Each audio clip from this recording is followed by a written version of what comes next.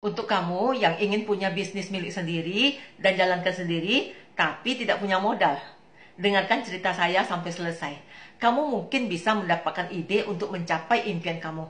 Belajarlah dari cara anak muda ini. Saya pernah mengenal dia, seorang anak muda yang baru tamat kuliah.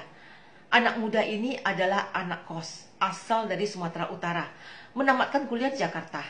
Orang tuanya mengatakan, kalau sudah tamat kuliah, cepatlah cari kerja, karena orang tuanya tidak sanggup untuk biayakan dua anak yang kuliah. Jadi setelah dia tamat, orang tuanya akan membiayai lagi adiknya yang baru masuk kuliah di Bandung. Dengan keyakinan penuh atas prestasi yang dia miliki, dia mulai melamar pekerjaan ke kantor-kantor yang menjadi pilihan dia. Di awal tahun 2000-an saat itu orang melamar pekerjaan masih mendatangi kantor-kantor.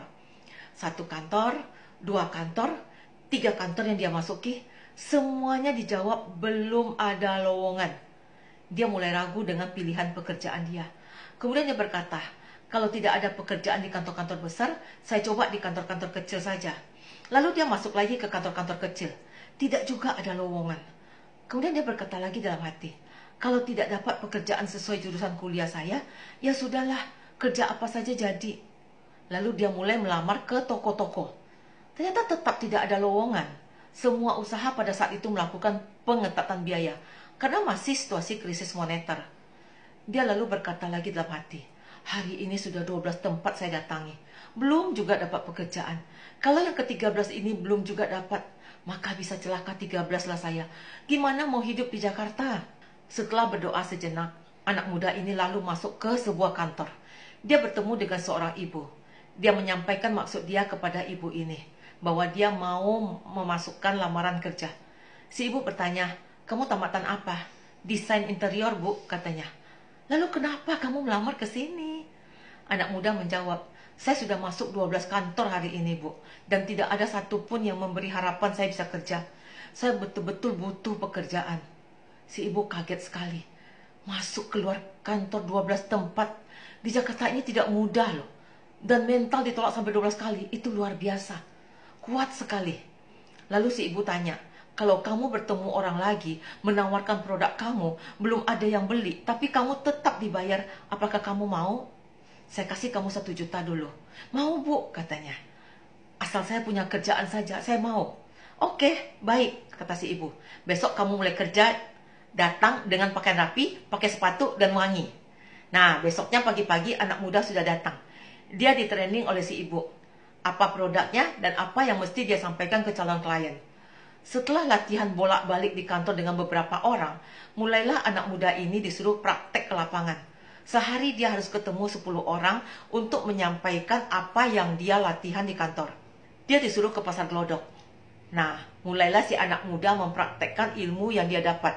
Dari mulai buka toko-toko di gelodok, dia sudah mulai ketemu engko-engko dan encik-encik gelodok. Sampai jam 3 siang, dia harus balik ke kantor dan evaluasi pekerjaan dia hari ini. Kata dia, ada satu orang yang tertarik, Bu. Ini namanya, ini nomor telepon tokonya. Oke, kata si ibu. Lalu besoknya anak muda ke gelodok lagi. Praktekkan lagi ke 10 orang. Jam 3 dia balik lagi ke kantor untuk ketemu ibu dan evaluasi lagi. Hari ini ada 2 orang, Bu, yang minta dijelaskan lebih detail produk kita. Besoknya ada 2 lagi yang minta dijelaskan. Demikian seterusnya hari-hari yang dijalani anak muda ini. Tanpa terasa, sudah 1 bulan. Saatnya terima gaji. Si ibu kasih gaji dia 1 juta. Lalu kemudian memberi lagi 10 juta. Ibu mengatakan bahwa itu adalah bonus dari hasil kerja kamu, anak muda. Anak muda bingung. Dia tidak merasa berbuat apa-apa. Kok bisa dapat bonus sebanyak itu? Lalu si ibu menjelaskan pada si anak muda bahwa orang-orang yang minta dijelaskan lebih lanjut sudah dikunjungi si ibu. Dari penjelasan si ibu, orang itu bersedia mengambil produk yang ditawarkan. Karena setiap hari anak muda selalu jelaskan ke 10 orang, maka orang yang mengambil produk pun banyak. 1 bulan itu ada 18 orang yang beli. Si anak muda sangat tertarik dan menanyakan lebih detail lagi ke si ibu. Bagaimana dia bisa jadi seperti ibu? Si ibu pun menjelaskan apa profesi yang dijalani, yaitu sebagai agen asuransi. Lalu anak muda didaftarkan secara resmi menjadi agen asuransi. Dan dia makin terkenal dan makin dikenal di pasar gelodok. Karena tiap hari menampakkan muka di sana. Makin lama makin profesional. Dan anak muda ini mulai mengembangkan bisnisnya dengan mengajak nasabah-nasabah dia di Glodok untuk menjadi agen asuransi juga. Karena orang sudah banyak kenal dia, anak muda ini sering dicari-cari calon klien dia untuk beli produk asuransi. Dari hasil komisi yang dia terima, anak muda ini bisa membeli rumah-rumah kecil. Lalu dia desain sesuai keahlian dia.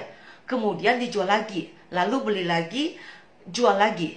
Desain lagi, jual lagi. Sampai rumahnya banyak yang dia desain-desain. Luar biasa. Saya kagum sekali dengan cerita dia. Terakhir saya dengar dia sudah memiliki banyak properti yang dijual belikan.